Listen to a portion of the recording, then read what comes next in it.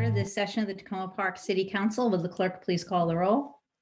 Mayor Stewart, Here. Councilmember Kovar, Here. Councilmember Dabala, Present. Councilmember Costick, Here.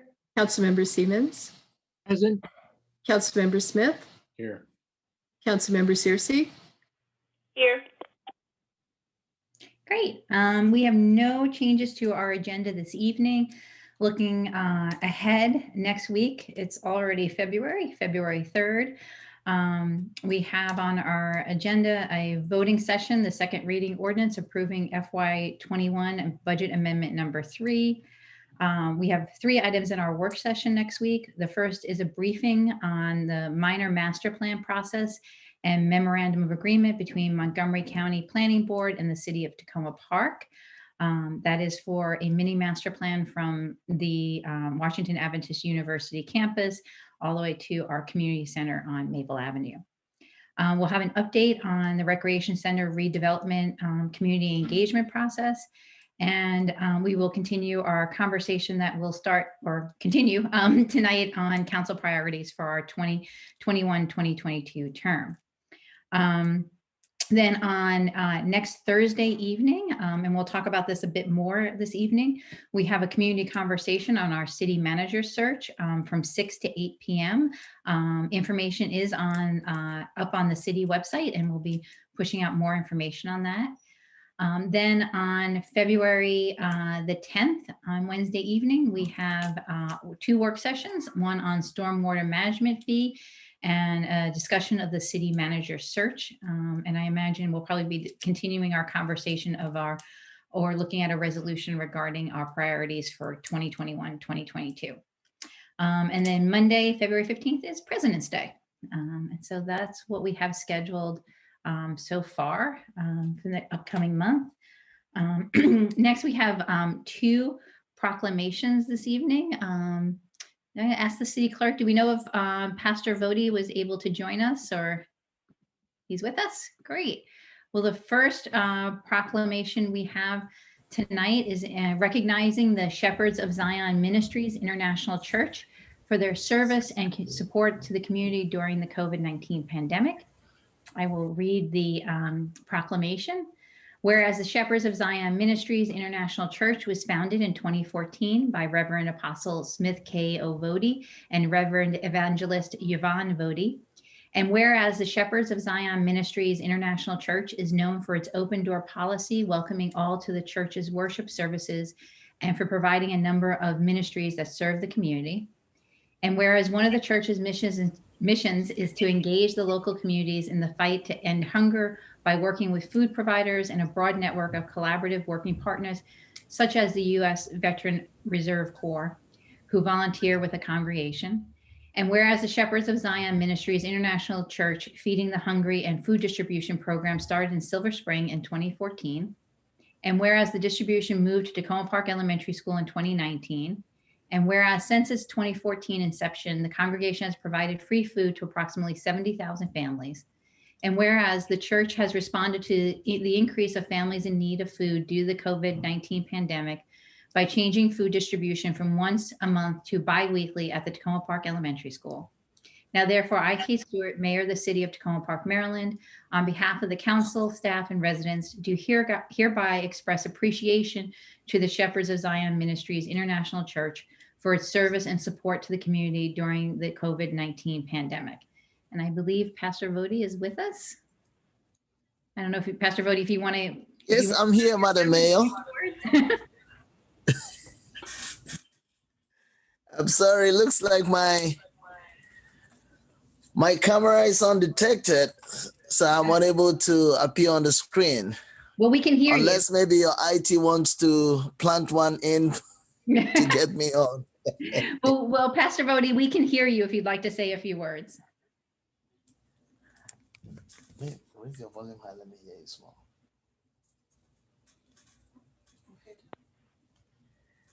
Hello, Madam Mayor.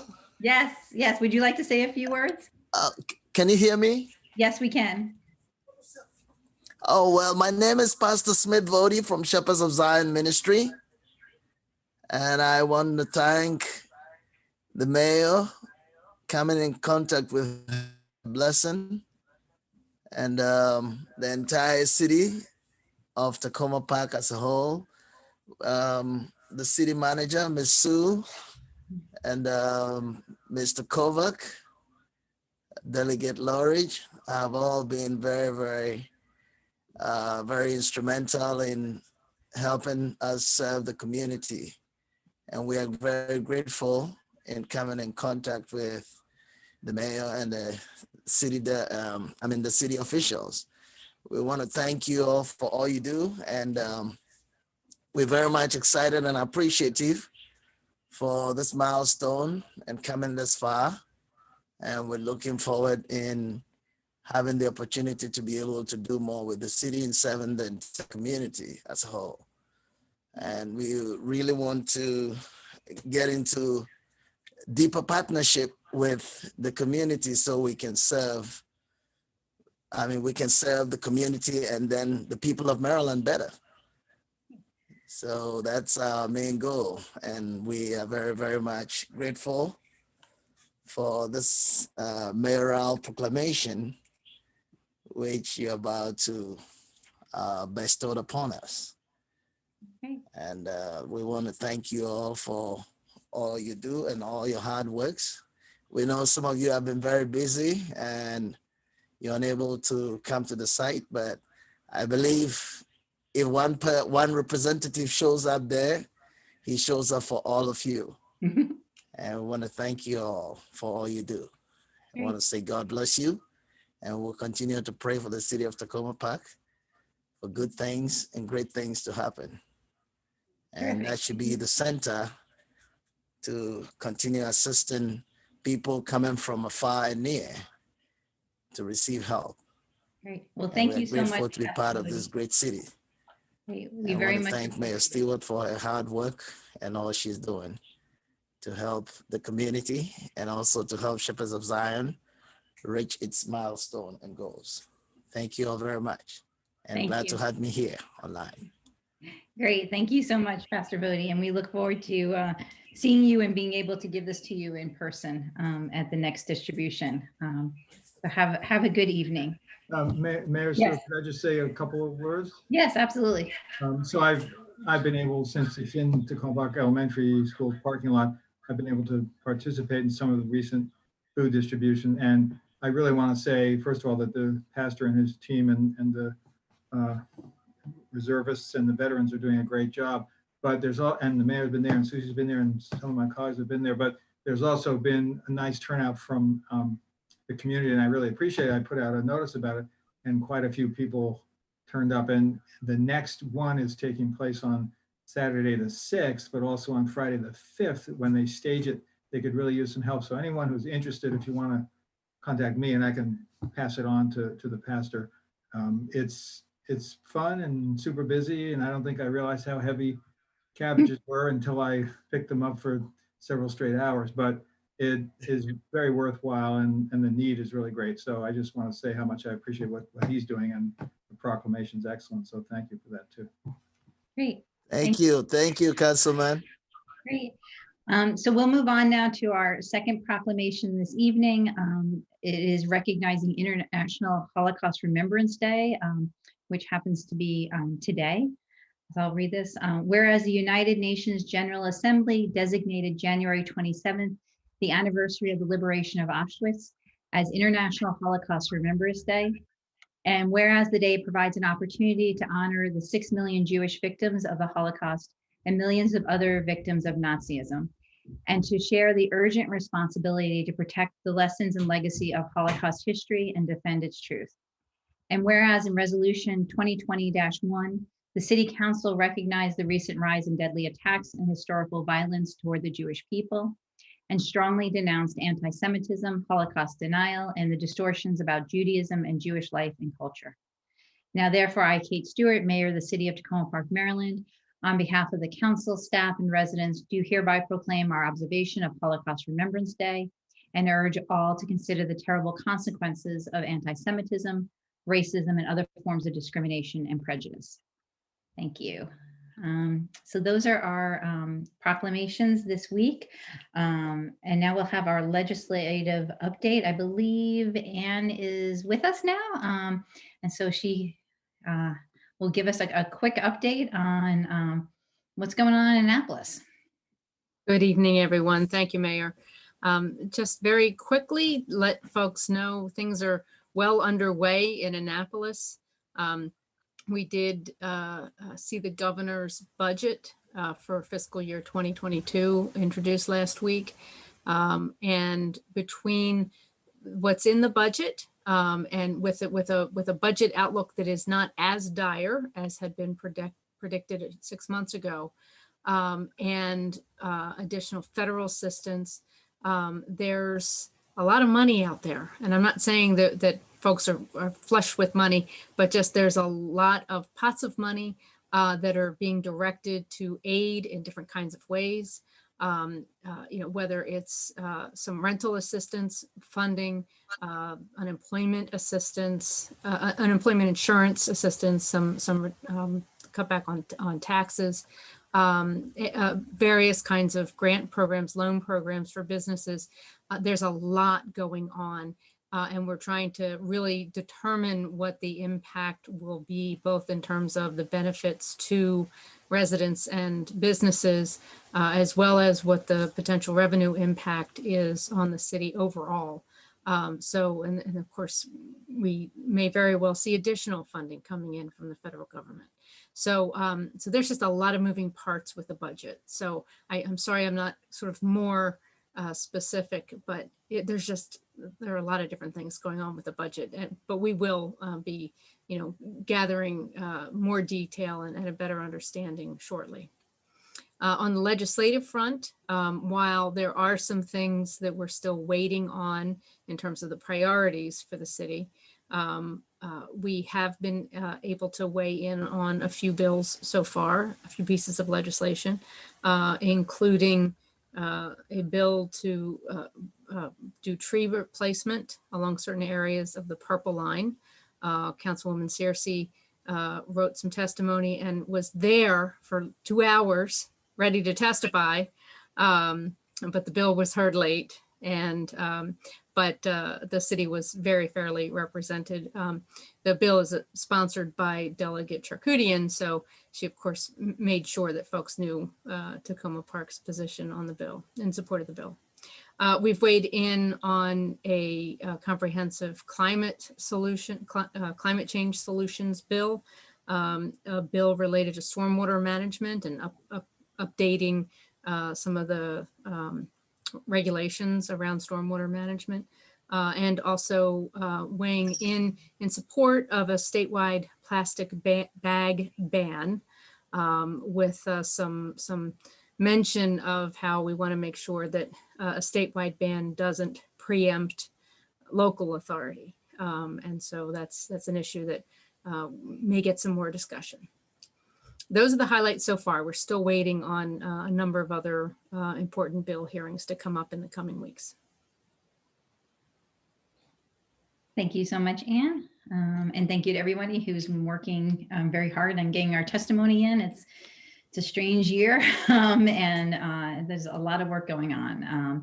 So thank you very much, and we'll provide another update at our meeting next week. Now I will turn it over to public comments. I saw in our sign up that we did not have public comments on any voting items, so we will go to other other public comments. And I see Liz is all ready, and she requested additional time this evening. So Jesse, I don't know if you have the clock available, but Liz requested 5 minutes this evening. Oh, and you're all set. Oh, you're going, Liz, go. Thank you, and I'm off.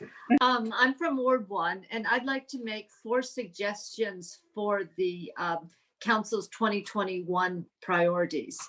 All 4 of these concern priority 3, which is the one about an environmentally sustainable community. The first 3 suggestions are about the tree canopy preservation part of that priority. First, I suggest that you use urban forest rather than tree canopy. In fact, the city has long since adopted urban forestry, We now have an urban forestry manager rather than an arborist, and the tree ordinance uses urban forest. But I'm making this suggestion not because of consistency, but because words make a difference. Urban forest signals that the city has not missed the forest for the trees. The urban forest includes the idea of trees and tree canopy, but it also includes the notion of the relationships between trees and the rest of the biological community that lives in and around trees. So in short, urban forestry connotes the biodiversity of life that is anchored by trees. And this leads into my second suggestion. 2, I suggest that you incorporate the biodiversity goal from the urban forest resolution into your priorities. You will recall that the urban forest resolution that you all passed has 3 goals. 2 concern the size of the tree canopy, and the 3rd goal is to increase biodiversity through a focus on native trees. When you write the goals for priority 3, please include the biodiversity goal, and also include actions for priority 3 that are in line with the biodiversity goal. This leads to my 3rd suggestion. Include a public review of the draft tree species list as a priority action. Let me refresh your memory. The revised tree ordinance required the urban forest manager to create a city tree species list. Much to his credit, Marty has already issued a draft list, and he considered suggestions from residents, including myself, that contacted him about the list. So bravo for getting that done. However, there wasn't time to get input from the wider public or from area experts in ecology, urban forestry, et cetera, et cetera. The tree ordinance specifically requires this wider input as a part of the regular review of the list. So I'm suggesting that the first review of that tree species list should be a priority action for 2021, preferably before summer. I know this must seem to you like an incredibly small, down in the weeds action, not worthy of the council's attention. It's not. It's where the pedal meets the metal, where the rubber meets the road on the biodiversity goal. If planned well, this review becomes a community conversation about biodiversity, informed by area experts who can bring science to the conversation. It will produce not only a very good tree species list for reaching the biodiversity goal and mitigating climate risk, but it will also raise public awareness about what biodiversity is, why we should care about it, and why what we do with our land, for example, whether we plant trees on our property, matters a great deal. And finally, this review will also help people to understand the relationship between biodiversity and climate change, which brings me to my 4th suggestion, which is about the sustainability or the climate action part of the priority number 3. My 4th suggestion is that the city include more land-based or nature-based climate actions. Unfortunately, I know I'm just about out of time, so I don't have time to explain that suggestion, but I have given a written summary to both the mayor and Councilman Kovar, and I'm sure that they will explain this to the council at the appropriate time. Thank you.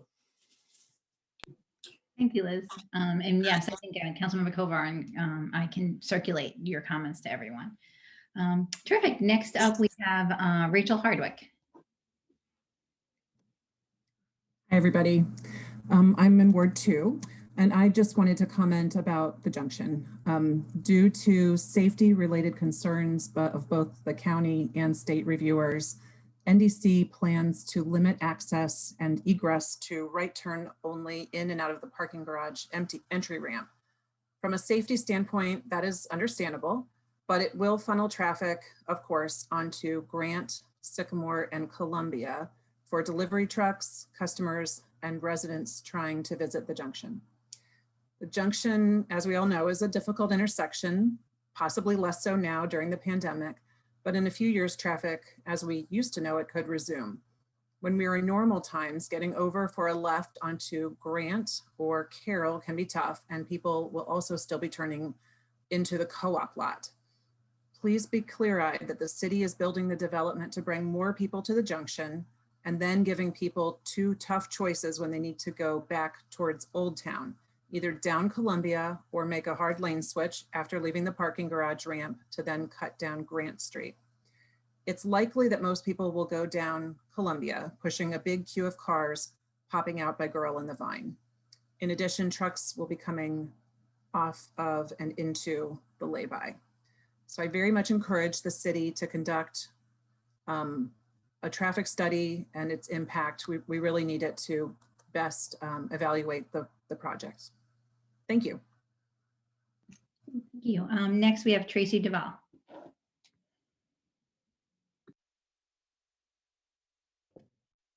Hi, I'd like to comment on the Tacoma Junction development. I live across the street from the above ground garage that NDC has proposed. My basic message is to not bulldoze the good planning principles encoded in the council's previous resolutions and in your public statements and comments from disinterested planners at the county, in various regulations, and in climate forecasts. If all of these were heeded, we would have a wonderful proposal for the junction. But NDC has ignored so many of these potential guides that their current proposal is irredeemable. Perhaps you think that maximizing revenue excuses this proposal's flaws. If you wanted to maximize income from the project, you'd allow any type of business at the junction, but you won't, because that's bad for the community. You don't speak of allowing the unwanted shops and then mitigating their deleterious effects. Well, this proposal is also bad for the surrounding community in other ways, and you should prevent them from coming to pass by insisting that the development meet your original vision and all of the city and county's existing standards and goals. The city's aim, I think, should be to maximize revenue within the boundaries of good planning, not to ignore or wish away those boundaries for short-term expediency. I'm asking that you not simply react to each slight improvement to NDC's land grab, but that you instead keep in mind the original vision for the junction and good planning principles in general. Teachers compare students' work to rubrics. You and others have created a rubric that NDC has largely ignored. For example, Resolution 2018-41 calls for a minimum of 2,700 square feet of public gathering space.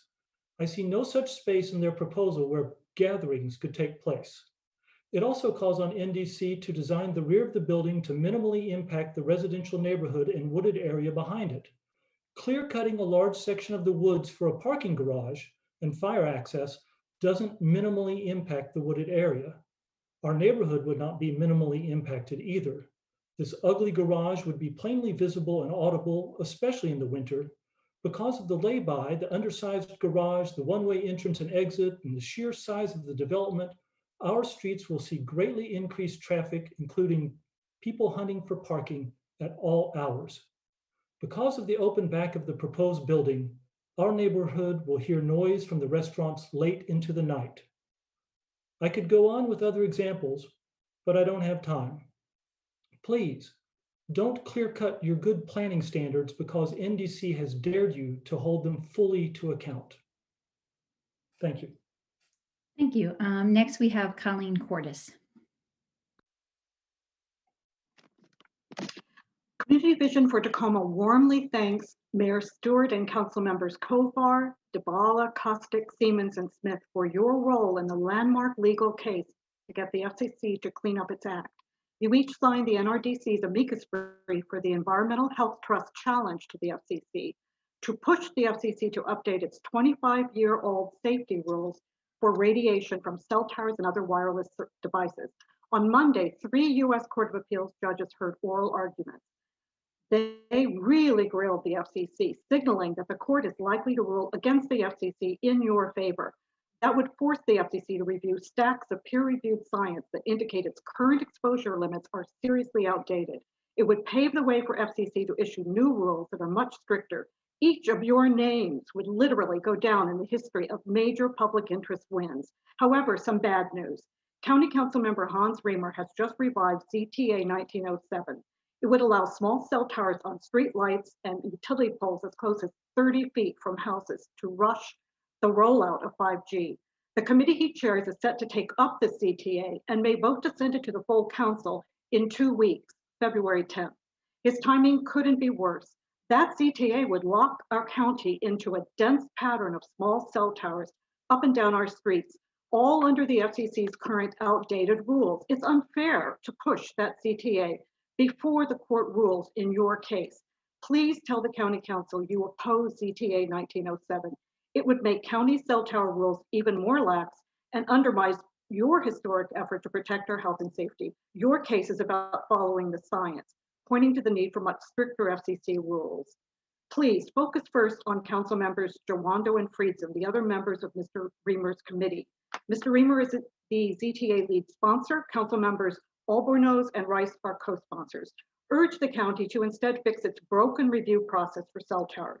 First, end the county's systemic racism and rubber stamping permits for 5G and other antennas on top of affordable multifamily housing.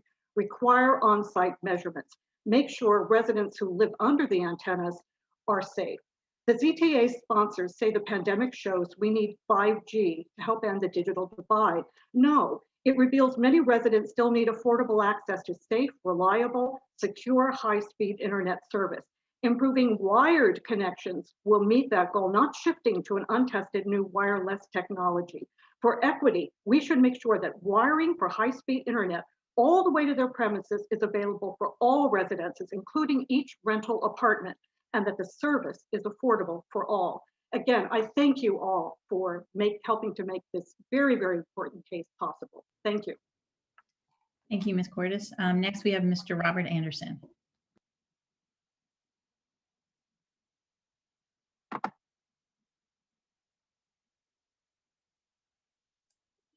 There, I just unmuted. Can you hear me now? Yes, go ahead, Mr. Anderson. Oh, okay. Thank you. Saturday, I attended a video conference on Maryland and county initiative called Vision Zero, hosted by Councilmember Evan Glass. I got there a little late, so I didn't see the entire program, but Vision Zero is focused on improving pedestrian and traffic safety. If the city hasn't heard about it, I'd encourage you to find out about it and get involved. There's even a Vision Zero county office. The conference got me thinking about the Tacoma Junction development plan. Its traffic plans seem contrary to the philosophy and actions of Vision Zero. The developer's plan only allows right turns into and right turns out of the underground garage. This means that no one can come in from the east on 410 or from the north leg of Carroll Avenue. Cars leaving the garage will not be able to go directly toward Old Town or down Philadelphia toward Silver Spring. In both of these cases, cars will have to figure out workarounds through our neighborhood streets. Second, MCDOT has consistently rejected the lay-by, which would either put a bike lane between the trucks and the traffic or between trucks and the curb. A large truck pulling in or out may not see a biker moving through. Third, a placement of the lay-by has delivery and trash trucks pulling out almost directly into a crosswalk used by school children. Interestingly, there was a breakout group at the Vision Zero conference that addressed safe routes to school. Fourth, what would be the route for trucks coming from the east or having to go west for the next delivery? Again, it appears the only routes would be through neighborhood streets. Finally, Montgomery County DOT has noted that the line of sight to the west of the parking lot is inadequate by 42%. It is only 188 feet of the required 325 feet. MCDOT report says sight distance does not meet per arterial classification. Vision Zero looks at reducing safety issues for pedestrians, cars, and bikes. If the development plan is approved as is, the city will be in the business of trying to ameliorate additional safety issues that were created in an already difficult intersection, rather than planning and implementing measures proactively with a goal of safety for all. Restrictions on turns, one-way streets, and other measures will simply make the area more traffic unfriendly and cause potential customers to stay away. Lipstick on a pig, as they say. I'd encourage the council to embrace the Vision Zero initiative and ensure the plans throughout the city promote safety as a top priority. Hope you look into this Vision Zero thing. It looks like an interesting project. Thank you. Thank you, Mr. Anderson. And I know my colleague, Councilwoman Costick, knows all about Vision Zero, and it's actually already part of our council priorities from a couple of years ago. But thank you very much for attending that and providing an update on that webinar this weekend. Let's see, I think that is all for our public commenters this evening. We will now turn to council comments. Let's see, sorry, too many things open here. Anyone on the council want to go first? Let's see, Councilman Costick. Thank you. And thank you, Mr. Anderson, for mentioning the Vision Zero Forum. That was one of the things I actually had on my list to mention. So you already did it for me, which is awesome. I just wanted to note that Councilmember Glass had a great Vision Zero Forum on Saturday. I think my colleagues, Councilmember Dabala and Councilmember Searcy, might have been there as well. It was hard to tell who was there since you couldn't see everyone. And Representative Anthony Brown spoke, and there were a number of representatives from around the state and from various municipalities. It was a really, really great chance to kind of delve a little more deeply into what the county is doing, and also to have some discussions about what is needed and some of the areas that are particularly unsafe or need some improvements in the county. So I think it's a great initiative, and I know, as the mayor said, it's part of our priorities list, and something I'd love to see us continue to move forward on locally as well. I also wanted to thank the residents who attended the Ward 3 virtual meeting last night, and the mayor and Councilmember Dabala as well, who were there. And we had a meet and greet with Pastor Mack, who is a pastor of the Church Centro Evangelistico, which is the new owner of the property on Elm Avenue that used to be John Nevins Andrews School. And he gave us some information about their upcoming plans, which include longer term, a worship space, which they need to make some improvements to the building in order to be able to have the space for, as well as a school use as well. In the short run, a preschool, and they have coordinated with a provider who is going to be leasing some of the ground floor classrooms for that. It looks like possibly starting a couple of months from now, probably in a smaller scale use of the property for that immediate preschool use, and then longer term building up to a larger complete building use as it was previously with John Nevins Andrews. So I'll be sending around a little summary of that meeting and some information we got, but there are still a number of questions that I think they're still sorting out, and will be able to provide us with some more answers as they get a little farther down the line in terms of planning out what they're going to be doing on site and those sorts of things. But I think it was a great opportunity to start the conversation and for him to meet the neighborhood and start to kind of get a feel for Takoma Park. So thank you all for welcoming him, and happy to answer questions if there are any, if I know the answers, and we can try to get more answers in the future as we get more information. And then also just wanted to note that tomorrow we are going to be helping celebrate the opening of the Enterprise business on New Hampshire Avenue with a ribbon cutting there. It's exciting that there's a new business opening at this time, and I know they are also spoken with the owners there, and they're interested in working with the community and really want to be a part of things. So looking forward to celebrating that tomorrow. Thank you very much. Great. Let's see, Councilman Searcy.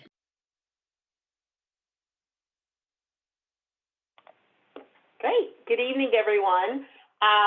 I also enjoyed participating, as Councilmember Costick mentioned, the Vision Zero workshop that County Council Member Evan Glass hosted on Saturday. It was a great event and a wonderful opportunity to not only hear from elected officials, but also advocates in pedestrian safety. And so it's nice to know that everyone is committed to trying to identify potential solutions to reducing pedestrian deaths and improving safety. So happy about having the opportunity to participate in that meeting on Saturday. Also want to thank city staff and our partners, Link and Expected Advisories, LLC, for our Public Safety Task Force information session that was held last night. Appreciate all of the residents that came out. Do want to just offer folks a couple of quick reminders. One, that session was recorded and we plan to make it available on our website. So if you are considering applying and are interested in learning a little bit more in terms of the schedule or what we're looking for, what the responsibilities will be, please check that out. I should also say that I was joined by the mayor and Councilmember Siemens as well, and I believe Councilmember Kostick is listening in also. Please check out that session and kind of learn a little bit more about the project. I also want to let everyone know, and this will also be updated on our website, that we are extending the deadline for applications. So applications will be due on February the 5th. So again, encourage everyone that is interested to apply, and our hope is to have member confirmations by February the 12th. So we're going to move pretty fast, but definitely want to encourage people who are interested to please apply. And council members, if you receive any applications or people that would be useful for the team to connect with, please let us know. I also just want to give everyone a quick heads up that the team has been engaging in a number of different stakeholder meetings, not only with staff, but also with a number of residents in the community who could also help us with spreading the word in terms of getting a diverse representation of our task force. So again, want to thank city staff, definitely Deputy City Manager Jessica Clark for all of her work, as well as our facilitators. I'm really looking forward to this project and definitely look forward to working with other members on council in terms of implementing any recommendations that come out of that process. And I think that's all I have. Thank you all so much. Great. Thank you, Councilwoman Searcy. Councilmember Smith.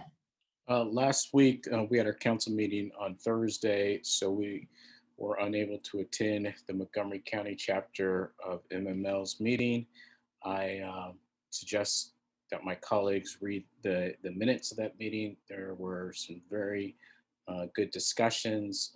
The guest for that meeting was the Montgomery County Police Chief, and he had some very good information about crime stats going on in the county.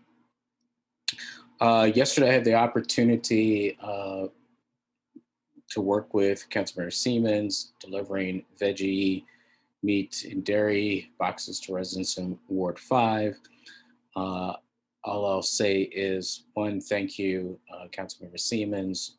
Two, once again, the demand is off the charts. And finally, I believe the number of boxes next month will be woefully inadequate. I think that the city should find a way to use some of our COVID-19 funds to provide more funding through Adventist Community Services so that they can at least meet the current demand for the veggie, meat, and dairy boxes. And then finally, I don't know if you guys, if the rest of the council was notified, but the White House Government Relations Office will be providing a briefing tomorrow evening. It will be led by Julie Chavez Rodriguez, and you have to sign up for it. Thank you. Thank you, Councilman DeBala.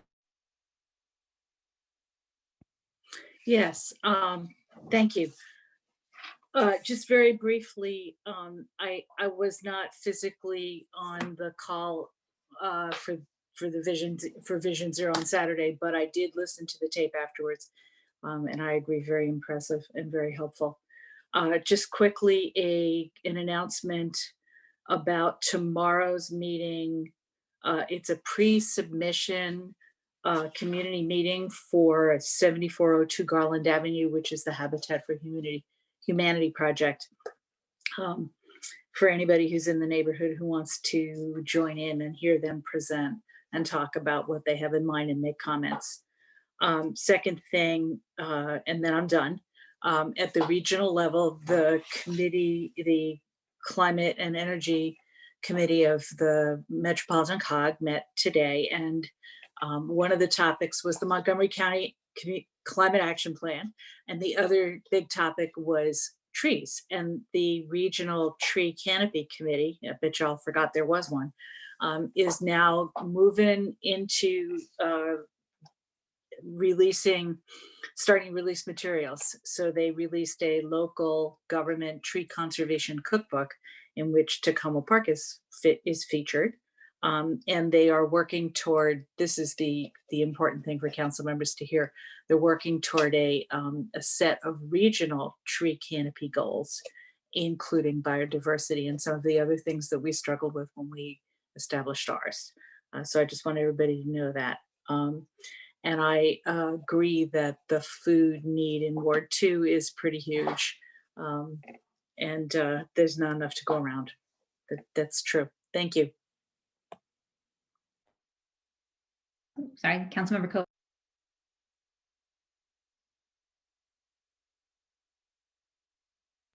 Did you say me, Mayor? Okay, sorry. Just 3 things I wanted to mention. And I circulated this in the information I sent out yesterday to Ward 1 residents, but I think people are familiar with the organization Dance Exchange, which is has their headquarters on Maple Avenue. And they've started up a class for older adults, and it's actually in partnership with the city. They got some grant funding from us, and it's a free weekly online dance class for older adults.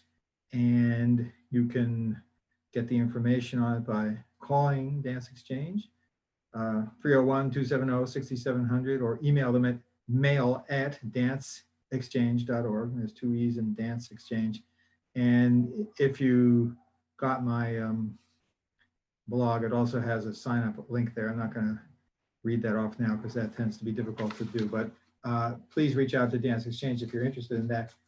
Second thing, Silver Spring Intermediate Park, which is the park between Philadelphia Avenue and Boston Avenue at the edge of the city by Montgomery College, close to Silver Spring. And I think people are aware that there's a plan underway that the county is organizing to renovate that park significantly. The first step in that process is starting up shortly in the next few weeks, actually, where the retaining wall by the closest residence on Boston Avenue is going to be taken down and lowered, and there's going to be some regrading of the park there. This is before the main renovation work, which is going to happen in the summer or the fall, but this will be happening in February and will probably mean a few restrictions on parking and sidewalk use when the work is being done. And I'm getting more details on that, and we'll send that around. And then the third thing I just wanted to mention, the last thing, is that there's an effort underway to look into some redesigns for Maple Avenue, and this includes what people call the upper Maple, which is the part that runs from Philadelphia up to the district line in Ward 1, but also they're calling lower Maple, just because it's lower altitude-wise, that goes from Maple up to Sligo through Ward 4. And there have been a couple of focus groups about that, and I participated in one for part of it today. But you can go on the city website to see information about it. And this is also very early in the process, and there's a local consultant is running the process, and they're looking for input from the community. So if you're concerned about parking or biking or speed bumps, you like them or you don't like them or anything else, look on the city website under Maple Avenue Complete Streets redesign, and you can see the information there. And certainly there'll be plenty of opportunities for people to weigh in going forward. Thank you. Great. All right. Thank you very much. Let's see. I think everyone has said everything I was going to raise tonight. I know the city manager has an update on vaccines that has been very much on people's minds. So I'll let her do that. Yeah, I just again want to thank Councilman Costick for having me on the Ward 3 call last night. I think it was very productive, nice to see people. And I think we had a very successful task force meeting as well to talk about applying to the task force. So please do. We still have, you still have plenty of time. So I think with that, I'll turn it over to the city manager. Thank you. That was faster than I expected. Oh, sorry. That's all right. I was looking at my list and everybody's like, we talked about Vision Zero. We talked about everything. There you go. Well, thanks very much. As you mentioned, vaccines are a hot topic. I have spent several days now just seeming to swim in the topics of vaccinations. Not sure that I have any clarity after all that, but it is an area that I'm getting calls about from seniors who want to know how do they get a vaccine. I've got inquiries from staff, and we have great concern about our residents, especially those in apartment buildings or that otherwise don't have really good access to either the time or the access to spend on computers, trying to find some way to get vaccines. So of course, the biggest difficulty is that there's not enough vaccine available yet to meet the demand. There's a great deal of confusion. I will note that Montgomery County's website for vaccines changed completely today from how it was yesterday. And it may be cleaner to understand. It has multiple buttons to press to pre-register for different categories for getting vaccines. So please go to that site. The Maryland vaccine website also has multiple links for ways you put in your area, your zip code, and then you can find locations that give out vaccines and try to pre-register or register for those vaccines. Each site seems different with different criteria, and sometimes they have vaccines and sometimes they don't. Very difficult for a regular person to navigate, and so it's frustrating. Everybody's trying to do the right thing. I give a lot of credit to the county and the state for trying to get more vaccines so that it can be done, but it remains a very confusing time. We're going to try to stay on top of it and kind of vet the information and share it as we can.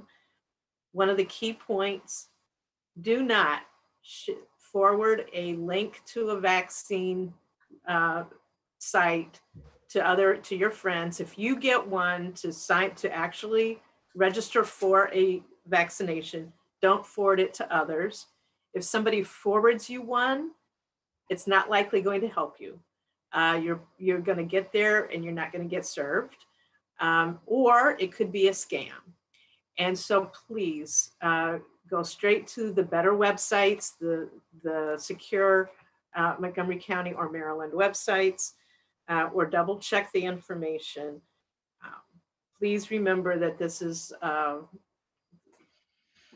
it is complex, and it is a great opportunity for someone to steal your personal information if it's a scam.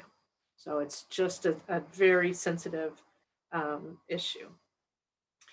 Despite vaccinations, you still need COVID testing. That testing is going on, continues to go on Wednesdays and Saturdays at the rec center. Please check the Montgomery County website about testing before you go. It is free, runs from 10 a.m. to 5 p.m. on those days. I wanted to note a couple things about the city's COVID-19 response. Obviously, we did a fairly significant presentation to you at your priorities retreat on the 16th. That information is posted. Our COVID-19 dashboard is updated each week, and that information is posted. Wanted to note that in terms of housing assistance, in the first 2 weeks of January, we did provide $35,000 worth of rental assistance to families in the Tacoma Park area. The average amount of assistance was $2,700.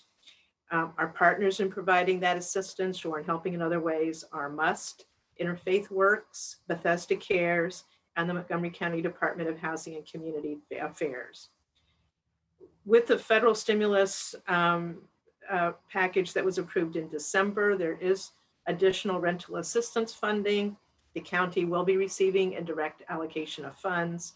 They're working to structure that rental assistance similar to what they previously had that was called the COVID Rent Relief Program. It will take 45 to 60 days for that program to roll out. They have a waiting list now, and people can try to get on that waiting list. Courts are not scheduling eviction actions until after March 15th. And the federal and state eviction protections for tenants who've lost income due to COVID will continue beyond that. And it may be extended as we see what the changes are at the federal and state levels. For business assistance, besides the other kind of business grants that we've had, we have some funds for business cleanings. And that has been an uptick in requests by businesses who have had an employee who's tested positive, and we're helping with funds to do a thorough cleaning of the business and get them back open again. So we have used the funds that we had allocated for that. We're using some other emergency funds to help the businesses. We will look and see if there's a trend on that, and we may need to adjust the allocations within our emergency supplies. We do have some good information about businesses, business helps. One thing that was really nice is that the e-gift card program that was started by Old Tacoma Business Association and picked up also by businesses in the CDA took off pretty well. 41 businesses are participating in that. And over the holidays, the amount so far is $4,600 that people have used for these gift cards. So a nice way to see us trying to help our businesses by purchasing the e-gift cards and giving them to others to also promote the businesses. We also got the news today from the Old Tacoma Business Association that they received a grant from the state of Maryland of $188,000 to supporting its micro grant fund for COVID relief for its businesses. So that's a terrific opportunity to help our businesses that have such needs. So, those things don't just drop out of the sky. These programs, getting the e-gift card system set up, getting the cleaning program set up, getting the money from the state, all requires work. And so appreciate my staff and the staff of Laura Barclay and Kaylee Goned in helping work these things out. The other thing that's going on related to COVID is just internally with city staff. We've been doing a lot of work, hoping that we actually have students in the building at some point and making sure that we have all of the right provisions for after school programs and summer camps if those things move forward and to be done in a safe way. The expenses related to that can get FEMA reimbursements of 75%. We're still waiting for our CARES reimbursement from the county, but we are looking at ways to cover those funds. And as the council has been indicating, to push that back into the COVID relief fund. I didn't include it in my comments here, but we're also working to coordinate a lot of the food distribution matters with a program from University of Maryland. So we're really trying to make sure that we're targeting supplies of food to the right people and make sure that that works. And so that's something that you'll see more about. We really do work hard on the food aspects as well. So I appreciate that being raised. The Reimagining Public Safety Task Force matter was mentioned by Councilmember Searcy. The posting of the video is up and it's on the website. So there's information there as well as the link to the applications for people to join. One of the things that I wanted to mention is that while being on the task force, would require a very strong commitment for the period of time that the task force is in operation. It's only really through May. So it's a serious approach. It jumped right in there. It's not a never-ending approach. There's an intention of having a June 5th report out to the council. And one of the things I am happy about is that the link and other facilitators look to make this a very productive meeting. So you won't feel like you're wasting your time on this. I think it'll really be a good point of service for those who are interested. Wanted to note that the Community Quality of Life Grant applications are now open, and there's a link on our website to apply. These are for groups who have projects up to, who wish to get up to $10,000 in financial support for their projects. The projects would be during the FY22 fiscal year, so July 1, 2021 through June 30, 2022. And so we're pushing those out. We try a lot of ways to make sure that many people apply.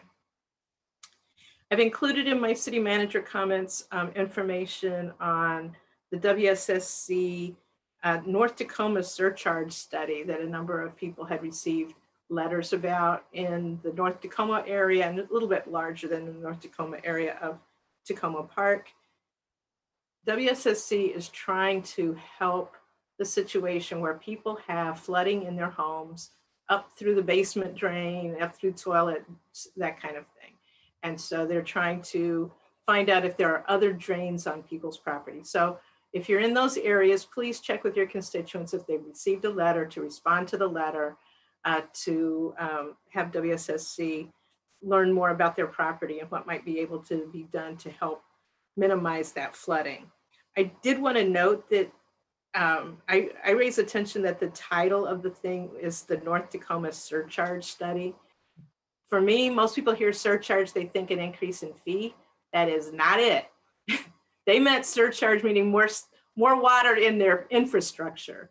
So it's not the best term to use. I just want to assure people that there's no extra fee in charge in this study. This is simply to help you deal with flooding in your home. So please, wanted to help people recognize that.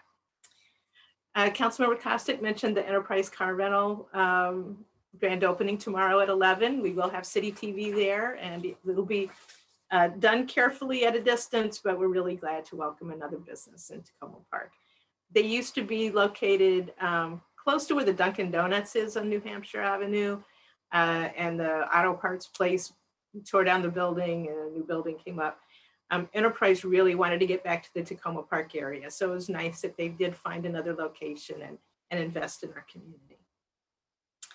I know that there's discussion at the end of the meeting today and then on the 4th about looking for a new city manager for when I retire on July 1st.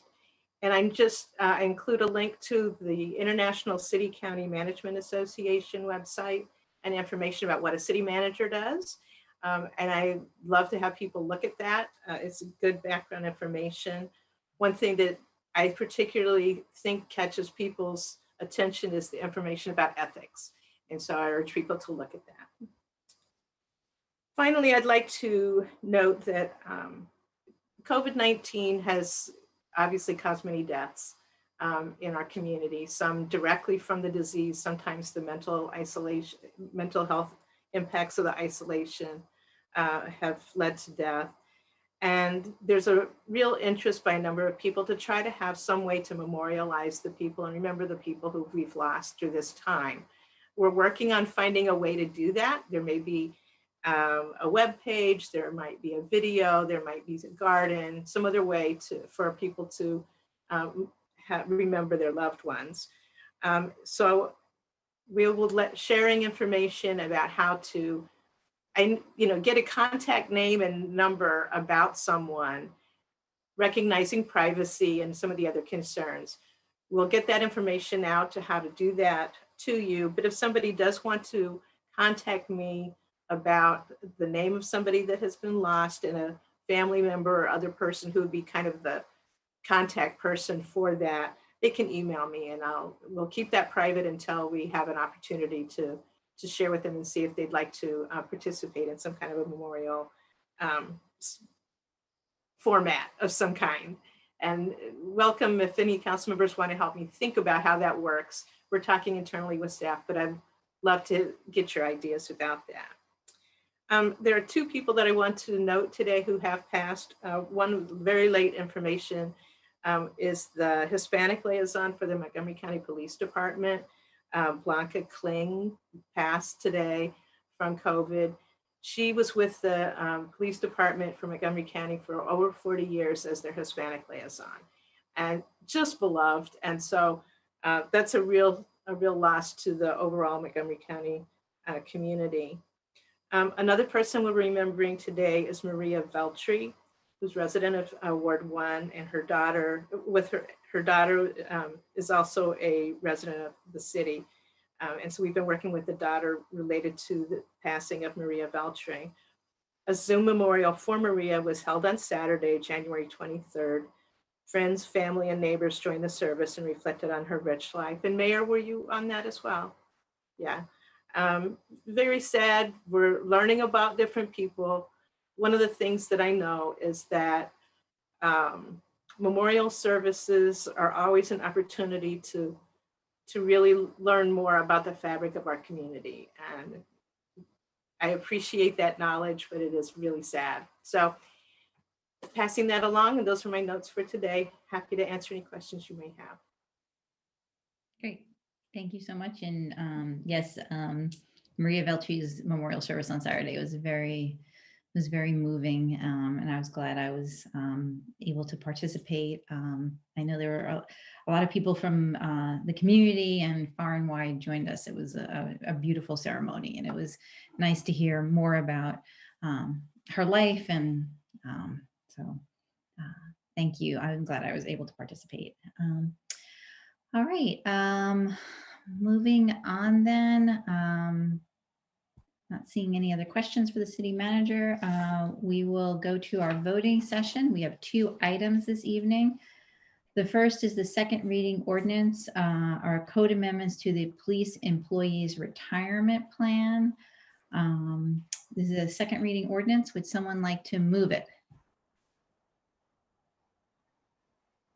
Councilwoman Searcy, do I have a second? Yeah, a second. Councilwoman Costick. And I believe Councilwoman Costick had an amendment she wanted to propose, and I think I put it so I can pull it up on my screen if that's helpful for you, Councilwoman Costick, to see it. Yeah, thank you. I'm only seeing, there we go. I was gonna say I only see half of it, but now I see the whole thing.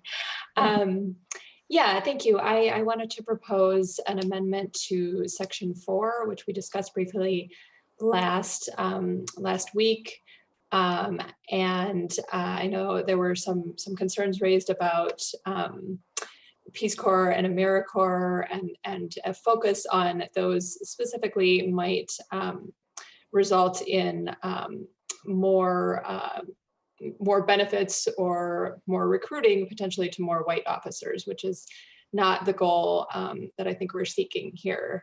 So I would still very much like to have the city manager look into benefit provisions that would attract and retain the type of officers that we want, with a focus on the priorities in that council resolution, focus on community policing and public safety from the perspective of being a part of the community and supporting the community, and be reflective of diversity and racial equity. So what I propose here is maintaining that section to direct the city manager to look into these things, but specifically removing retirement so that it broadens it out a little more, just sort of doing a more general dive into what other types of credit or there could be for other types of service or experience. And the deleting Peace Corps and AmeriCorps, since the focus would not be specifically on those, but a general look into the types of benefits that might help attract officers that we want to see in the city. So I'm proposing those changes that you can see here, with a couple of deletions and a couple of additional words. And I did note, I did check this with the attorneys, and it's acceptable to do. They had no concerns of that. Thank you. Do I have see, Councilmember Kovar has a question, but can I see if I have a second before I open it up for questions? Second. Councilmember Smith, second. Okay, Councilmember Kovar. Thank you. And I appreciate the idea that we don't want to specify certain categories of service to the exclusion of others, I think is what the amendment is aimed at. But I wonder a little bit if it's now so broad or general that it's not even clear what we're talking about. And so is this meant to be specifically for public and government service? Because right now it basically just says, hey, you can take into account other things that people have done. And if we want to say government or public service, I would say we ought to stick in those words and say other types of government or public service, because otherwise this way, all it says to me is, we'll look at your resume. But I may be misunderstanding it or missing parts of it that aren't on this section. So Councilmember Kovar, I think I took this section as something that, as we would learn of different options, we would bring that back to council to discuss and others to discuss. So I would hope that not only from what we've learned in our recruitment and in carrying out the priorities from the Council Resolution 2017-45, as well as what we may learn from the Public Safety Task Force and others, we may have some good specificity to bring to this that we don't have at the moment. So you could add it or not, but I think we would be bringing it back to discuss with you in any event. Okay. Any other questions? Seeing none, will the clerk call the vote on the amendment? Right. Councilmember Kovar, Aye. Councilmember DeBala, Yes. Councilmember Costick, Yes. Councilmember Siemens, Aye. Councilmember Smith, Yes. Councilmember Searcy.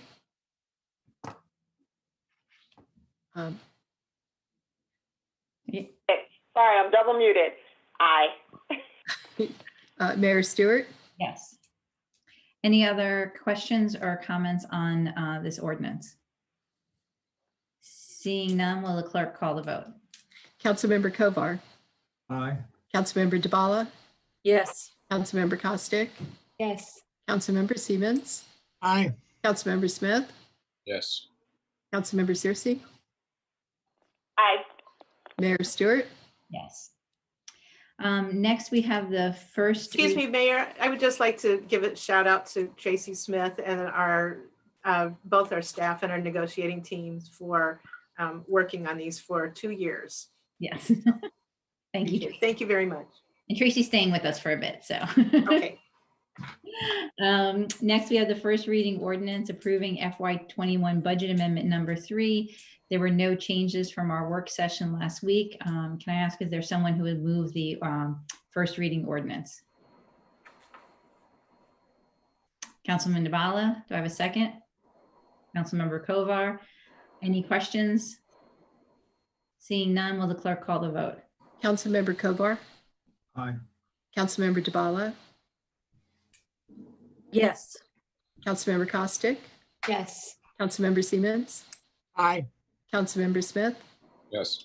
Councilmember Searcy, Aye. Mayor Stewart. Yes. Okay, that takes care of our voting session. Now we'll move into our 2 work sessions.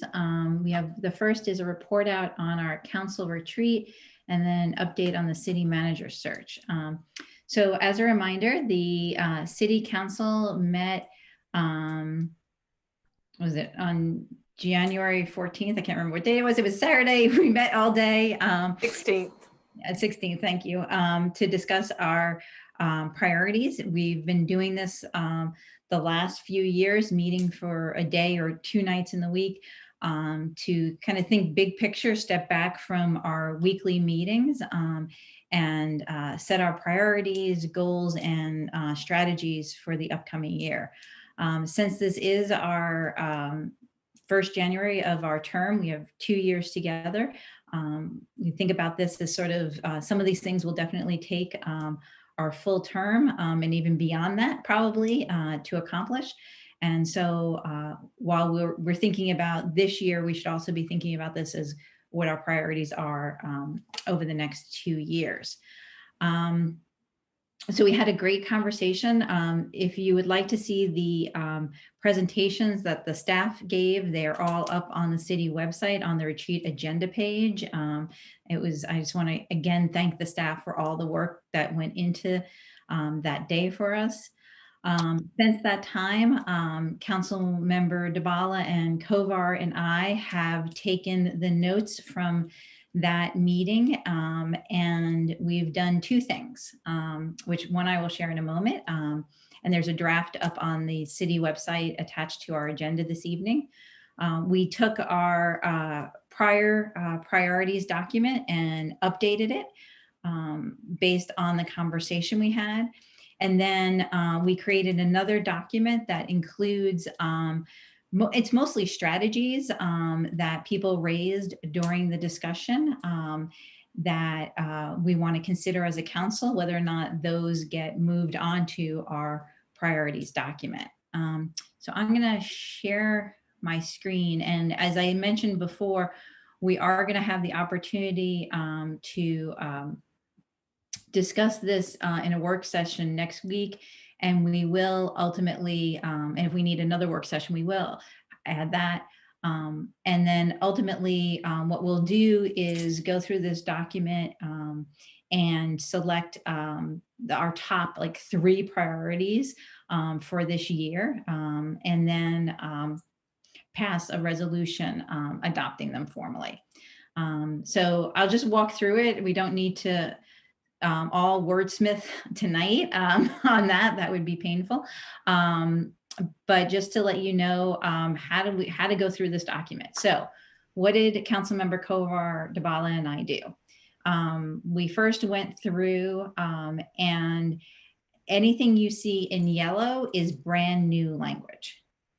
So that is our attempt at capturing what the council discussed at our priorities retreat, and maybe this has been discussing over the last few months. So you'll see under our first priority, a livable community for all, we added the goal of COVID response and recovery. So I'll just go through this one, and we added this because we felt like as a council, we had all been discussing this. And again, we may not have captured completely how we all want to talk about it, and we can revise it. But basically, it's our goal here is work to ensure residents have access to the assistance they need in terms of food, housing, childcare, workforce opportunities, healthcare, and other needs, and provide aid and support to our small businesses in weathering the economic downturn and positioning them to recover and thrive in the future. So that was our attempt at kind of getting in a big goal, all the things that we talked about under our COVID-19 response and recovery. You'll also see. I'm sorry, would you mind just zooming in a little bit? Oh yeah, sorry. Thank you. Let's see. Hold on, I gotta move.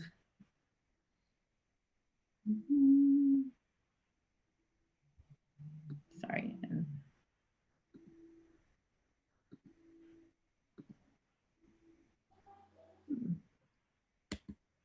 How's that? Better? Okay, good. And just for council members too, I did send the updated document in an email. So if you want to not look on your screen, you can also pull it up.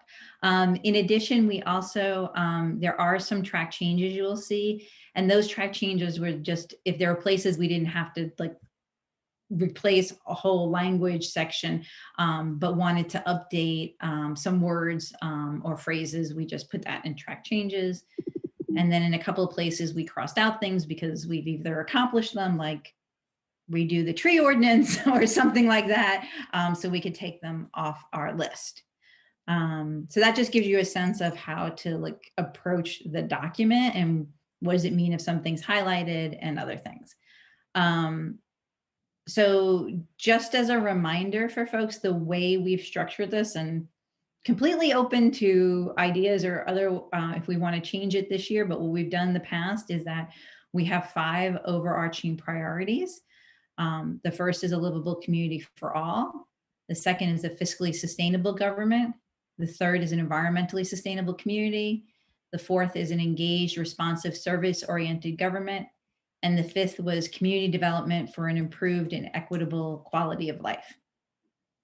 We can, as you're pondering these things, we did talk at our retreat that they seem to be still our 5 overarching priorities, but obviously we can discuss changes to those if we want to not have one, if we want to add something or change the language. And then under each of those priorities, we have goals to get us there. So you see just highlighting under livable community before all, we have our COVID relief and recovery, talking about affordable housing as the second bullet, improving programming, defending our sanctuary city status, being welcoming and inclusive. Here's the transportation planning and our racial equity work. I won't go through all of these tonight, but just to kind of highlight, and then we do the same for fiscally sustainable government, environmental sustainability, and so on. And then the next part of the document digs down into, we go from each priority goal and then specific strategies to get us to the goal and the desired outcome as we work towards that goal. And you'll see again that Councilmember Kovar, Dabala, and I, based on the conversations we had, added things to the document that we thought there was generally a majority and more of the council supported those things. So for example, under COVID relief, we've talked a great deal about addressing the food insecurity. We already know that our staff is working with the members of the iSchool team at University of Maryland. So we thought we could probably just add that to this document, and all of you would be okay with that. And similarly, we had been talking about some type of community ambassador or navigator system. And again, welcome to comments and changes to these things, but that's how we approached the document. And, oh, sorry, hold on a sec. And then just so people know what the second document is, and then we could talk about in the second document that we shared. Where is it? On my screen. Here it is. Okay. On the second document, this is these are things that were raised, either council members sent them to us afterwards or were raised in the discussions. And the three of us did not feel like we had gotten a sense yet. We hadn't had enough time to really have a conversation about whether or not these were things we wanted to include on our priority document. So we didn't feel comfortable doing that and thought that but we didn't want to lose them because members of the council had raised them as important items. And as you look at this list, you'll see that most of these are strategies that would fall under priorities and goals that we already have. Some of them may need some tweaking on the goals. But that's what the second document is. And I know folks didn't have a great deal of time to look through all of these. We don't have to necessarily dig into voting on these things this evening, but I'm happy to, and I don't know if Councilmember Kovar or Dabala want to add anything to that overview of what we did.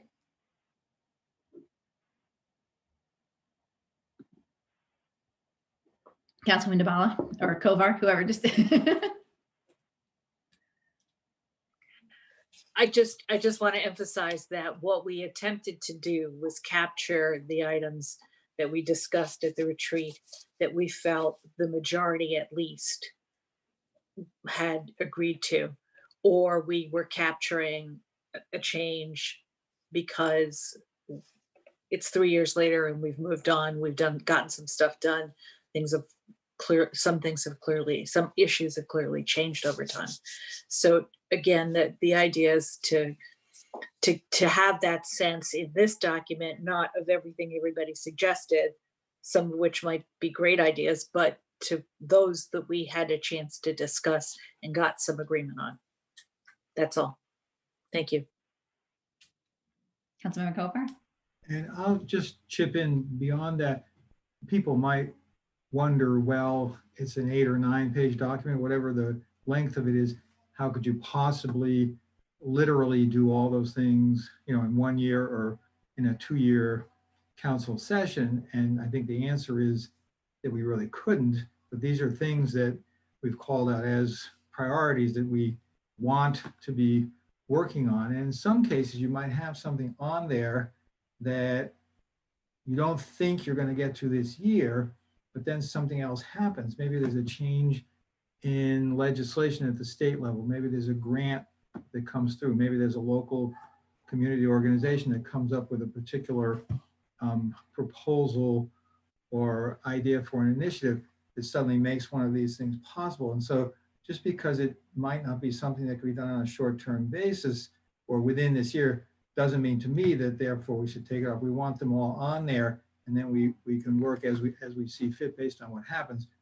And I agree with the mayor, though, we do want to say, here are the top ones for this year. That doesn't mean we ignore all the others.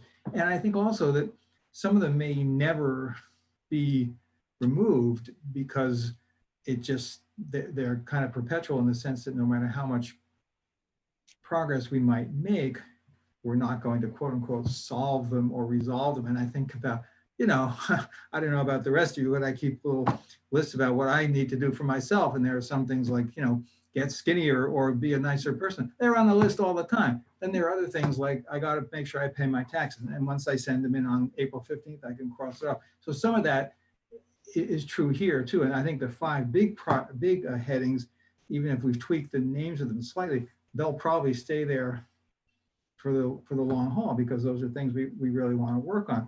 But something like racial equity or affordable housing, climate change, those aren't going away. But other smaller things, and the mayor mentioned one, like passing a tree ordinance. Well, we passed the tree ordinance. Now we still have to do more work around the resolution and the multi-year plan for the urban forest, but that's an example of something we did, and then we can move on. So that's sort of how I see the list working and why it's both long-term and short-term and big and small, et cetera.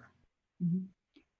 Yeah. And also I will emphasize, I know that I've heard from the city staff that since we've begun this process, that it has been helpful when they think about their own work plans and think about the budget going into it, to have the council go through this process. And of course, before we vote on the resolution, I'm looking forward to also the city staff providing their feedback too on these items and what we've proposed. So,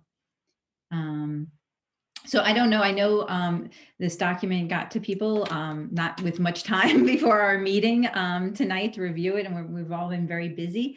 So I don't want to, move us forward too quickly on this.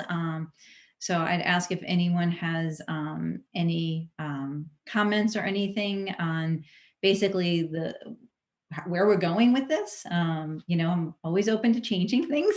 So if we think this doesn't work for us, speak now before we spend more time on it. If we are continuing, if there's big picture things people want to raise, let us know. And if you're ready to discuss some of the things on the potential list, we could do that as well tonight. I want to see, and again, we do have the work session next week. So also if we all want to spend more time with these documents, review them a little bit more in depth, that's also an option.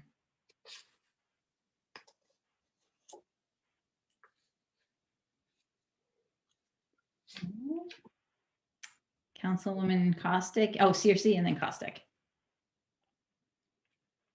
Thank you so much, colleagues, for taking the first crack. I don't envy you all at all, so thank you so much for volunteering.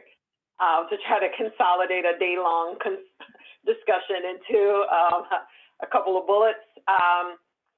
So I think, you know, to the points that were raised earlier, I think that, you know, the point about that these are more top level and the devil is in the details in terms of what falls underneath is an important one.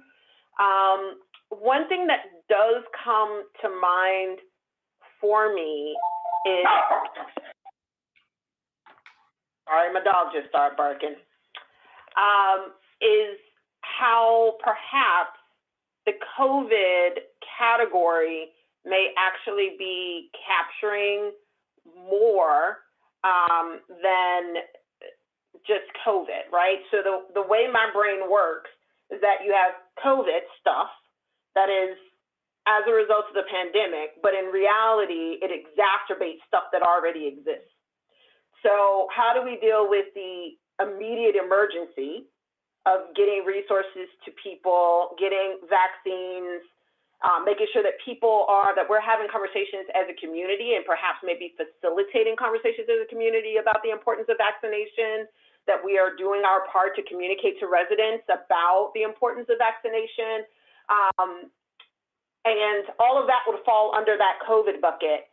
But then you have things like food insecurity, which we were, I'm sure Councilmember Siemens can attest to this, was delivering boxes long before COVID existed, right? And we're doing food deliveries before that. And so then, you know, in my mind, I think that becomes something that's not, it's COVID, right? Because we're trying to, you know, do a lot of emergency, but it was pre-COVID and we have a systemic problem with coordination. So in my mind, that becomes a different line item that relates to COVID, but we really need to deal with food insecurity, and a UMD study ain't gonna cut it, right? The UMD study helps us to understand what the needs are, but we really need to do perhaps the work under the food bucket might also include things like follow up on the county, Montgomery County Food Council's recommendation, whether or not we want to have a pilot program around a food hub where we kind of come up with a model to help with facilitating residents in need with local nonprofits and the county and the city staff, right? Because right now everyone's just trying to get in where they can. That to me would be something that we need to put in place whether COVID existed or not. This has been an issue that we've been dealing with, so I would pull that out. So that's the one thing I would say about, you know, the goal where we're talking about the COVID stuff. Do we want to keep the COVID stuff separate and then have another goal that relates to some of the other things that we knew and we're working on before we knew the pandemic was coming? Does that make sense? It makes perfect sense because and now that you say that, actually like workforce development shows up in multiple places. That's yeah. And I think, you know, housing and rental assistance shows up in multiple places. And so, yeah, I think pulling out the food insecurity does make a lot of sense too. Yeah, that's a great point. So my reaction is it even while we were working on this, I was having trouble separating COVID response from long-term recovery, which Right. is similar to some of the programs we're doing. So yeah, so we can play with that. yeah. And I think, I don't know if Councilman Costick is going to say this too, but I think it goes to the same point on like the ambassador/navigator program. So anyway, I won't speak for your Councilman Costick. You can make your point. Yeah, I agree completely, Councilmember Searcy, on the interconnectionality of the different things and where you put things can be important. And I agree, it makes sense to kind of pull some of those out, especially the food security portion. Yeah, Mayor, I think we talked briefly about this previously, and I had a similar question, I think, with regard to the community ambassador or navigator system that is currently a strategy under COVID-19, but I think would be beneficial beyond COVID-19 specifically. So I could see that being maybe we want to launch it as a pilot within kind of the COVID-19 context and see how it works, and then see if there are other applications for it, or from the get-go, look at exploring it more broadly than COVID. But I think that structure to me as sort of a setting up an ambassador and also someone who is has the capacity to kind of act as an community organizer, to me has a lot of value and could go beyond COVID. And then I just had another very brief comment on that comment or question on that list where there are kind of the more bullet points under each of the top 5 goals. Under number 4, engaged, responsible, service-oriented government. The second bullet says, improve policies and processes related to resident interaction with the city government around neighborhood quality of life issues. And if others are amenable to it, I would suggest we remove that last portion around neighborhood quality of life issues. I'm not really entirely sure what that means. And I think, to me, it seems like we want to improve our policies and processes related to resident interaction more broadly than around some specific thing. So I think that could be broadened out a bit. I think that's great. I think the history of that was that one used to read much more specific to tree ordinance, sidewalks, traffic calming. So before this iteration, it had been very, very specific, and we thought we should make it broader. And the idea of making it even broader might actually fit well here. But I think it had started off real specific, talking about tree ordinance and traffic calming and other things. And we finished the tree ordinance, and we moved the traffic calming and sidewalks down to more strategies because they didn't seem like goals. I think one of the things about this document over the years is that we're getting better. We're not there yet, but we're getting better at trying to have like the goals be broader and not be as specific. But unless anyone has an objection, I would be open to that as well, making that. Councilmember Kovar, yeah.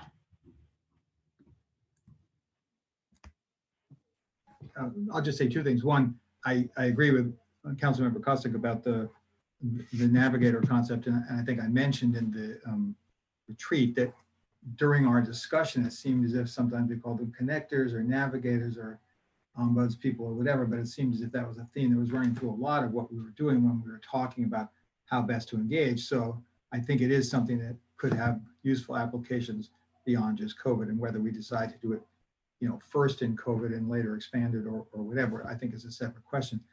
With regard to the neighborhood quality of life issues, I personally prefer to keep it separate. And if you look at category 4, it does say, and this is on page 2 of the document, there's that one, improve processes related to resident interaction around quality of life issues. And then later we have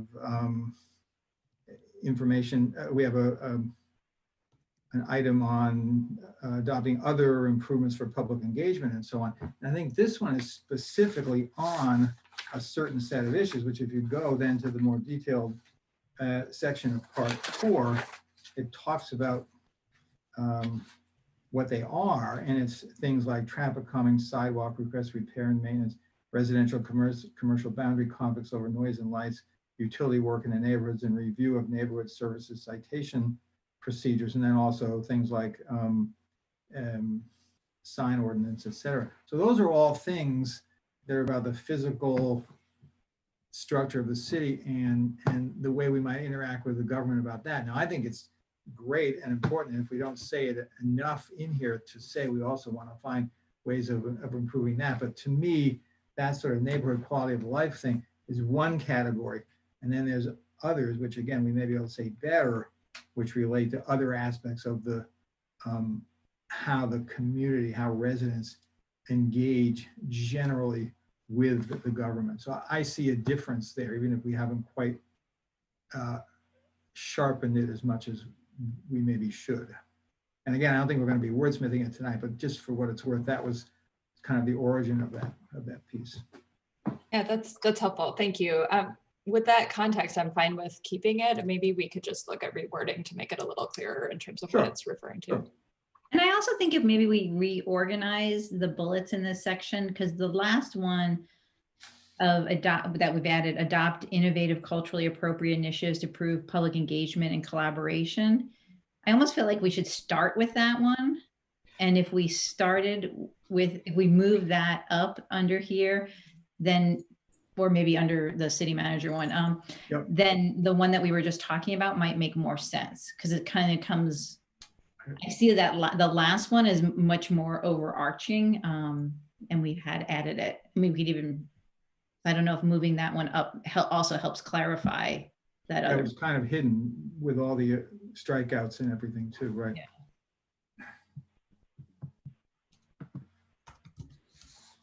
All right, so we'll fix wording around neighborhood quality of life issues. And we'll look at maybe moving up the last bullet.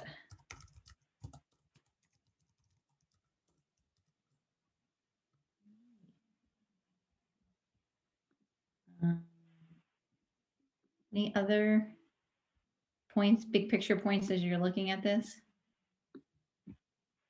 Councilman Searcy. So kind of going back to this public engagement piece, I mean, one of the items that I do plan to propose when we're talking through the budget is, you know, there's pieces in here where in some of the strategies where we're talking about advancing, closing the digital divide among residents. So trying to have more hotspots available, creating a program that would allow residents to obtain access to the internet at a, you know, at a discounted cost. That's one thing.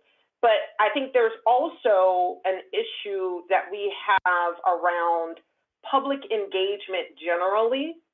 And I think it relates not just to, you know, cultural, you know, appropriateness is definitely where we need to go. But there are some basics that we have to do. Our website needs to be updated. We need to think about a more comprehensive way of leveraging what we already disseminate, like our newsletters. We've seen in our surveys that people, the top 2 ways in which people get information is through that newsletter, and unfortunately, word of mouth. Our website comes after word of mouth. And that's a problem. So I think when we're talking about public engagement, community engagement, I think it's a little broader. It is culturally appropriate, making sure we have translators and we're thinking about the needs of people to get them engaged. But I think we also have some basics that we need to make sure we put in place so that we can better provide information to people. So I don't know if it requires some complete change to what's here, but I do think that when we start talking about strategies in that, you know, under that bullet, that we think a lot more basic. Like the Navigator program is one, but something may be as simple as hire a web designer and improve our website. Do we have somewhere where people can easily click a button and know where you can volunteer? And the answer is right now, no. So those are some of the things that I do think that we need to, when we're talking about that particular aspect, that we think about in terms of strategies. And I'm sorry, I'm going through the document now to see if we have something like that there. I know we have a lot of analysis of what we already have in place. But we may want to consider just making sure we're allocating resources to actually do some upgrades. Mm-hmm. And I don't know if the manager has any thoughts in that regard. Yeah, I'm sure she does. Yeah, I actually, Councilmember Searcy, I'm really happy that you brought that up. We do have in the CIP from this past year, the intention to upgrade the city's website in the next fiscal year. But there's money associated with that. One of the things we have not had a chance to do as staff is to go through this priorities list too, and also weigh in on some of these items. But I really appreciate identifying those kinds of things, because then we can identify what the cost is. We may have thought of a tweak or a different way that we'd want to talk about with you, but in any event, it really helps us in coming forward with the actual tools you need to make some decisions also on this priorities list and when you get to the budget. So really happy about that. It is useful, I think, in a priority setting to do that step back and say, how does this really work, as opposed to just picking off little strategies. If you've got a different approach, talk about it now, because that way we can build it in or consider it. And so really, you bring up the website. I will tell you, our web folks would really like to get a new website. So I appreciate it. And for the reason that you said, it's not user-friendly in the way that we need to communicate with people. So thank you. Great. Any other big picture things? Can I just ask one question? So Yeah. we're gonna, in next week's, go through the potential additions off of the second shorter sheet, right? We're not doing that now. No, I think it's, I don't think people have had enough time to, I think it's more important because what I found is going through the document that we're looking at now and then looking at that strategies, we actually, when we first went through the notes, that the suggested list was much longer. Mm-hmm. But then I realized, oh, we already had this, or we had something so similar to it, we could just update it. So I think it would be helpful if folks had time to review the longer document first. And then, just as Councilman Searcy is bringing up now, other ideas may come up. So tonight was really just a night to kind of report out and to provide context of like, what are these two documents and what does yellow mean and what does this mean and how should I approach it? And also just to touch base that we're all still in agreement that this is how we kind of want to proceed with setting our priorities this year. So I know it's a little bit more difficult. I mean, I think the retreat was really good. Honestly, that was one of the meetings that I miss being in person the most, and seeing all of you and being able to really have discussions on these things. So that was my goal for tonight, was just to kind of present these documents, see what people, big picture thoughts, and make sure we're still on the right path. Cool. All right. Well, not hearing anyone provide an alternative path, we will continue on this one. If in the meantime, people have additional suggestions for either document and want to send them my way, I can kind of be updating this, and we'll continue to discuss it next week. We do have another number of other work sessions next week, so the more you can send me early, I think the better that we can get things in here, the better it will be. But and then we'll see where we'll assess where we are next week, and then and again we'll be setting a time for adopting a resolution on this. So I also want to have time for you all to think about it, and also get resident input, and we want to get staff input as well. So great. All right, that was very productive. Moving now on to our next item, which for tonight was an update on the process for our city manager search. As our city manager mentioned, she is retiring as of July 1st, 2021. As we have been discussing the last couple of months, the city has contracted with Novak Consulting Group, Rafatellis. Is that the correct way to say it, Tracy? Okay. It's an executive search firm, and we've been working with them. So far, Catherine Tucker Parrish, who we're working with directly, has interviewed members of the city council and the city staff to kind of look at, get a first cut at what we're like, what we're looking for. Though Catherine knows Tacoma Park and Montgomery County really well. And we want to set up for kind of like the big kickoff and starting to get community input. We'll begin this next Thursday evening, February 4th, from 6 to 8 p.m. The way that we are looking to structure this is we're going to begin with Jim Peck from the Maryland Municipal League. Will talk to us a little bit about what type of government do we have? What does a city manager do under a council city manager form of government? I think that is helpful to kind of think about that as we're thinking about the characteristics we want for our next city manager. So Jim will just spend probably about 10 minutes going over that.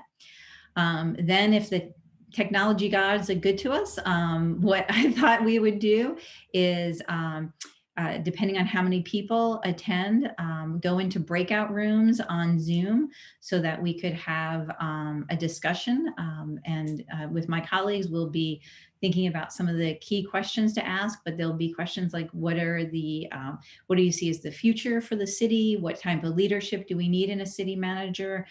What are the characteristics you'd like to see in our next city manager?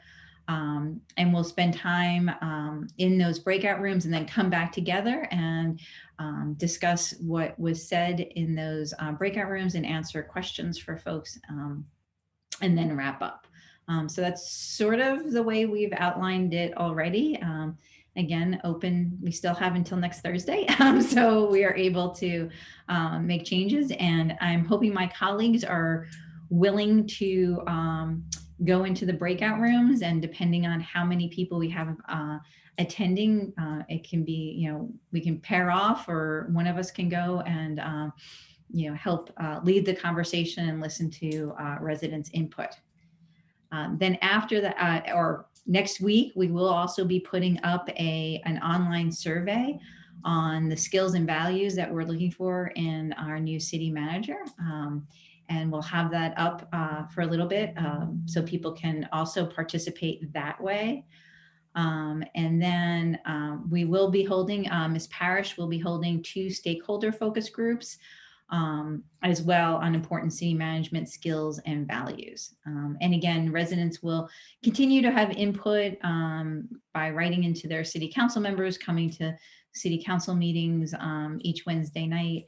And as we get along further in the process, we will continue to update residents. And then once the job announcement is then posted, once we gotten the feedback, we will be putting together, or Ms. Parrish will, with our input, a brochure like similar to what we did when we hired the police chief, that talks about the city of Tacoma Park and the characteristics we're looking for in our new city manager.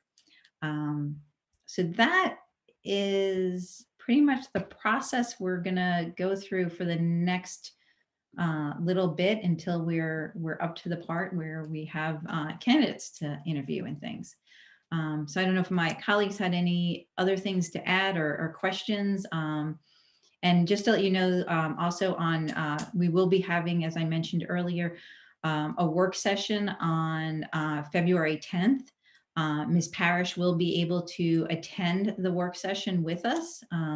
So we can, my hope to get out of that work session is to share further what we heard from February 4th discussion, and think more specifically about the criteria that we want to emphasize in the job announcement. So any questions or thoughts on that?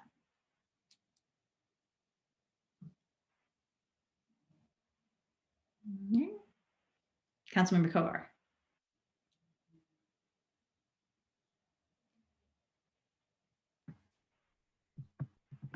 Okay, thank you. I appreciate the information and looking forward to all that. I mentioned previously that I have some concerns about the amount of opportunities that we're offering for input and involvement by members of the community, by residents. And I don't specifically argue that there has to be a task force the way there has been in some cases in the past, because I realize sometimes those have worked well, in other cases less well. So I'm not saying I know what the additional opportunities might look like, but I do have some concern about whether the session and then the two focus groups will be enough. And I understand, of course, that people will be able to weigh in at the various council meetings also. So I like to register that concern. I don't have the exact answers to that yet, and I don't know if my colleagues agree with me or not, but that's the one concern that I do have. And Councilmember Kovar, if you have specific proposals that you would like the council to, I'll think about it. and that's why we're having the work session on February 10th. This is a process that will probably go on through much of the winter and spring. And so we can look at other ways to engage the community on this. So I think all of us would be happy if you have specific proposals to bring to us. I don't now, but I just wanted to mention that. And I understand it's whatever it is when you say you have a concern and then you don't have an answer. People can look at that however they want, but I will think about it, and I appreciate that. Thank you. Councilmember Smith? I would just say that, some residents might be concerned that we may not be able to finish this process before the city manager leaves. That is okay. When the last time we hired a city manager that did not work for the city government, Brian Kinner, the previous city manager, Barbara Matthews, had already left. The city was in good hands. So if we are, 2, 3, 4 weeks out before we have someone in the seat, it is okay. The deputy city manager can take over, or one of the other principal department heads can be an acting city manager. Thank you. Thank you very much, Councilmember Smith, for mentioning that. I think our priority is on getting the best next city manager we can. Great. Anything else?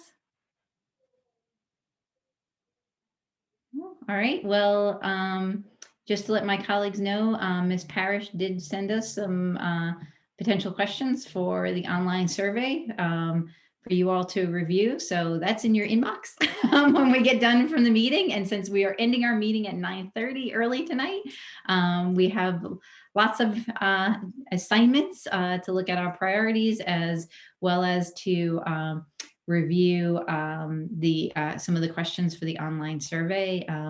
And also this is all of our process. So I'm looking for any and all help on ideas for Thursday, February 4th as well. Did the city manager have anything else, or Tracy, did you have anything else to add of what we're doing? No, looking forward to having this process run smoothly. Best wishes. Great. So I guess with that, we will close our meeting this evening. Next week will not be this short. So enjoy tonight. Enjoy this Wednesday evening. Rest up, and thank you all. And we'll see you next week. We're adjourned.